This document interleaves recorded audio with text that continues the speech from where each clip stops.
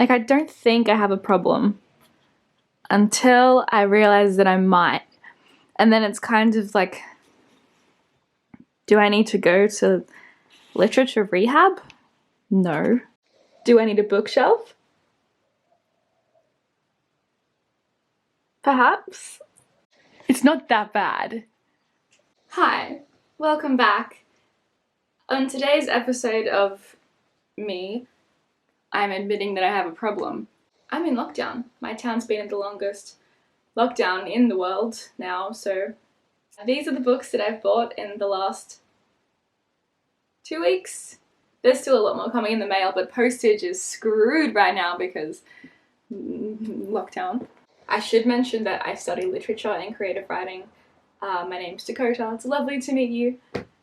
I speak about books and words. I should probably get another hobby. I have other hobbies. I suppose I should rephrase that to passion. Anyway, without further ado, here are some of the books that I've bought to fill the void, because the void is prevalent. This is also in absolutely no particular order because I didn't want to. Chaotic void-filling book haul, if you will. Sharp Objects, Gillian Flynn. I've read Gone Girl by her and I think it's immaculate, incredible. If you haven't read it or seen it, please do. The cool girl monologue is what the American Psycho monologue is to men, but for girls.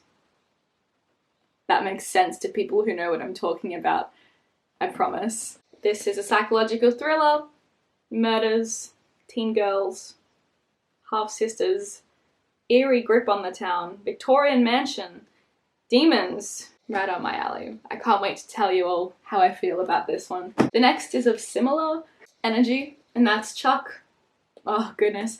Palahniuk, Invisible Monsters. Bret Easton Ellis recommended this, and I love Bret Easton Ellis. I don't know what this is about. She's a catwalk model who has everything. A boyfriend, a career, a loyal best friend. But when a sudden murder accident leaves her disfigured and incapable of speech, she goes from being the beautiful center of attention to being an invisible monster. So hideous that no one will acknowledge she exists. This looks exciting. The next is Albert Camus. You guys corrected me, thank you. It's not Camus.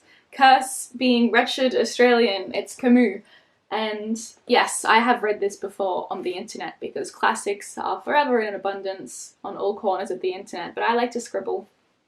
I'm a scribbler, so I bought this so I can scribble. This is secondhand. These all have been secondhand so far. You can tell this book's just been through it, like it's waterlogged. Now it's mine and it's glorious. Anyway, I'll read you a little bit of the blurb. It starts with the rats. Vomiting blood, they die in their hundreds, then in their thousands. When the rats are all gone, the citizens begin to fall sick. Like the rats, they too die in even greater numbers. Basically, yeah, it's just about a plague, and if it's Camus, it's gonna be excellently philosophical. Maybe I'll do a video on just solely philosophical books, because that brings us to our next one. The Trouble with Being Born. I finished this one now. Wow. it's dark. If you have a pessimistic, nihilistic, cynical, almost satirical outlook on life, this book's for you. It made me kind of hate life for a few minutes while reading it, then I was like, oh, this doesn't have to be everyone's perspective. I suppose it's not mine. But fascinating book to read, absolutely imperative if you're into philosophy. The next is Inferno, Dante's Inferno. Once again, I've read this online before, but I like to scribble, and this was like $5, so I'm scribbling baby. And I also love different translations, because I think that also changes a lot of substance in the text, and I think that's fascinating, but very excited to scribble on this one. I keep forgetting to explain what each book's about. This is Dante's dramatic vision of hell. It's just basically a big book about suffering. The next is Plath. I got 2 secondhand Plath books because they were like $3 each, I think. The first is a Johnny Panic Bible of Dreams. This is a collection of her short stories and prose and whatnot that aren't as known, I suppose, as The Bell Jar.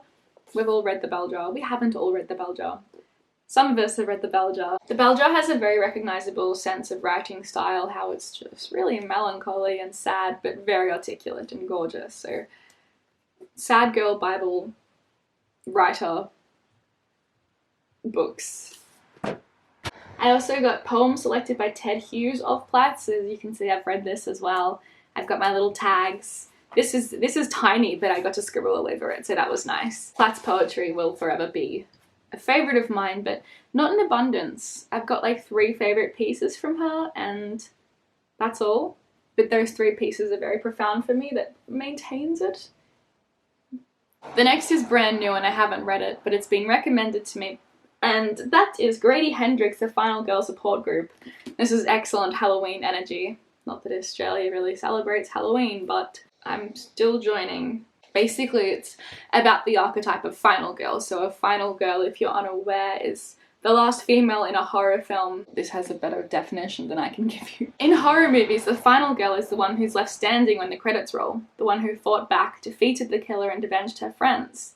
The one who emerges bloodied but victorious. But after the sirens fade and the audience moves on, what happens to her? It's got like little notes and stuff. Super exciting. The next, I bought this out of sheer curiosity. It was also $2, so I couldn't say no. And that's Scum Manifesto by Valerie Solanas. I couldn't help myself. I haven't read it, and it's referenced incessantly, both in academic studies and just everyday life. Predominantly a satire now, but if you don't know, the Scum Manifesto is an extreme feminist manifesto from Valerie Solanas. The next is brand new, because I couldn't find this anywhere secondhand, or a good copy anyway. And that's Bestiary, selected short stories by Cortazar. He has a first name, but it's not on here. I've recently been really getting into Latin American Spanish literature. I think that it's so unique. It started for me with, do I have it on hand? This book right here, The Dangers of Smoking in Bed. And I thought that this was just the writer's style. And then I started reading more Spanish Latin American fiction, and wow, it's unique, it's articulate, it's graphic, it's gruesome. I love that. All the trademarks of things that I love, so I thought I'd give it a red hot go. I'm very excited for this as well. The next book, this is the same energy as Scum Manifesto. It's $2 and I couldn't help myself out of sheer curiosity, but Actors Anonymous by James Franco. And that's his collection of short stories, I think, on lots of random things. Palo Alto is in this and he adapted that into a film. James Franco is a questionable character. I'm definitely not a supporter anymore after allegations that have come out, but this has such horrible feedback. I've watched so many videos where this has been mentioned as just one of the worst things to ever be written, and so I'm just genuinely interested, like, how terrible could it be? I like the movie Palo Alto, the concept of it. I think it's so funny when people famous for other things cross over just because they can, like when actors write books because they have a platform, or when influencers release songs because they have a platform. I just think it's always interesting to hyperanalyze when it shouldn't be hyperanalyzed. The next is Trick Mirror by Gia... I need to start practicing this before I speak it. Trick Mirror by Gia Tolentino. Reflections on Self-Delusion. This is a collection of essays and it's being spoken about a lot recently for good reason. I read a few and wow, the writing style is simple and it's to the point and it's critical and this is a great commentary on society, but a very particular slot of society. The next one was also $2 and I couldn't say no. And that's Not That Kind of Girl by Lena Dunham. She directed the series, I think it's called Girls, or wrote it or something. I haven't seen the series, but I know that Adam Driver's in it. That's all that I care about, apparently. Basically, it's just a collection of essays, once again. Feminism, and just like openly and comfortably discussing sexuality and whatnot, and kind of destigmatizing a lot of stuff, but I haven't read it yet, so I'm unsure if it's in the sense of the classic kind of millennial comedian that just doesn't shut up about their sex life, or if it's nice. I don't think it's going to be nice, because I put this on my Instagram story and I had a lot of people say, "Why are you reading that?" I don't know. The next one is Ocean Vuong, Night Sky with Exit Wounds. This was recommended to me so many times on my poetry video, and I don't know how I haven't read him before because I am enamored.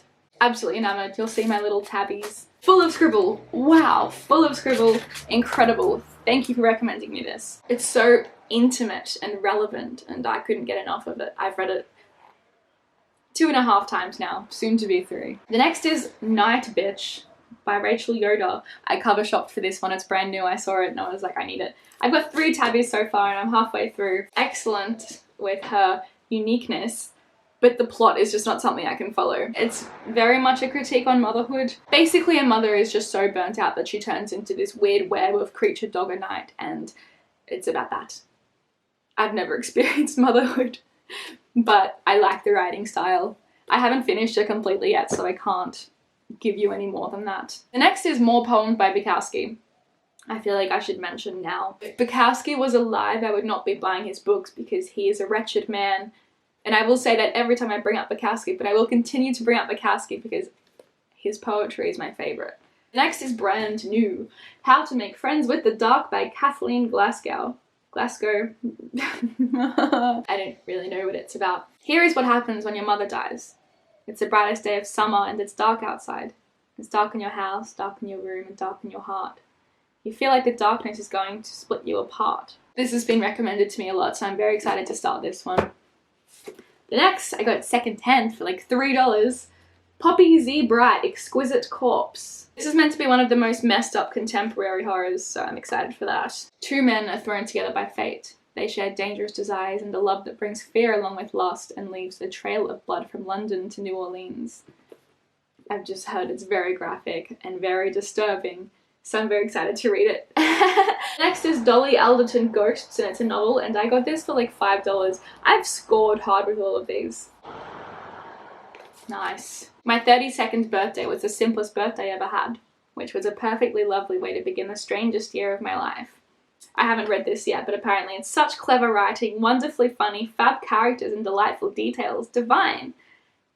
It sounds very millennial, but it's hard to find relevant Gen Z fiction because most of us are still children. This apparently is excellent. It's such a nice cover as well. That shade of pink and that font, this will look so great in a bookcase if I ever get one. No. Next is Bukowski, There's No Business, with illustrations by R. Crumb. So this I got really excited about. It was like $2 because it's from like the 70s and it's like manuscript style. So it's just, I don't know if you can see it. This is like 50 years old and it's just paper and it's lasted this long. And I tried to look it up to see if I could get this brand new and I couldn't. So I thought, wow, vintage. The last book was a gift to me from a dear friend in Italy. And it's in Italian, so I can read it very brokenly. And that's Viaggi di Gulliver. This is from 1896, which is crazy. And I'm so honoured to hold something so gloriously old. People send me books and they have my heart. You send me a vintage book like that and you have my soul. Don't listen, Satan, I know you already have it. Don't worry, I won't sell it twice. A word on where I get them from when I source secondhand. When I can actually leave my house, when I'm not in the town that's had the longest lockdown in the world. There's so many secondhand bookstores that have like 20 for $10 and stuff. Local markets are incredible. There's always a stall that has a bunch of books for $2, which is immaculate. I got most of my secondhand books right here from an online market, which is very specific to the town that I live in, so I can't divulge to you. But various sites, which I'll link in the description box. The only downside to that is most of them are international and post is just so slow at the moment for Australia. That's the last 2 weeks done for me. I have more books coming this week, so hauls might be a regular thing that I post, which I shouldn't. If you want to see what I think about each of these books, follow me on Instagram and TikTok and like and subscribe to this channel. As always, thank you for being here. I love you.